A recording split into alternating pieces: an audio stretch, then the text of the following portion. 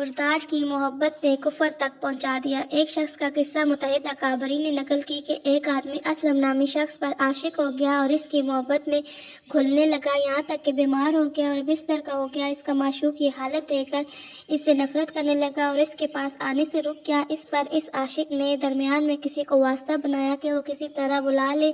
ایک بار اس معشوق نے وعدہ کر لیا کہ وہ فلاں دن آئے گا، مگر عین وقت پر اس نے انکار کر دیا اور کہا کہ اس سے تو میری بدنامی ہوگی، میں ایسی جگہ نہیں آؤں گا۔ جب لوگوں نے اس سے جا کر بتایا کہ تیرے معشوق نے آنے سے انکار کر دیا، اس پر موت کی علامات ظاہر ہوئی اور وہ اپنے معشوق کو خطاب کرتے ہوئے یہ شعر پڑھنے لگا: اے اسلم، اے بیمار کی راحت اور کمزور عشق کی بیمار کی شفا، تیری خوشنودی نزدیک ہے، اللہ خالق جلیل کی رحمت سے زیادہ لذیذ ہے۔ بس یہ کہنا تھا کہ روح قبض ہو گئی اور اسی کفر کی حالت میں مر گیا اور ایک مردار کی محبت میں خدا سے بھی دور ہو گیا۔ دیکھیے، ایک فانی انسان کی محبت کا اثر ہوا کہ خدا کی محبت پر اس کو ترجیح دی اور اس کی محبت اور خدا کی رحمت سے بھی زیادہ لذیذ و پسندیدہ خیال کرنے لگا اور اسی کفر کی حالت میں موت واقع ہو گئی۔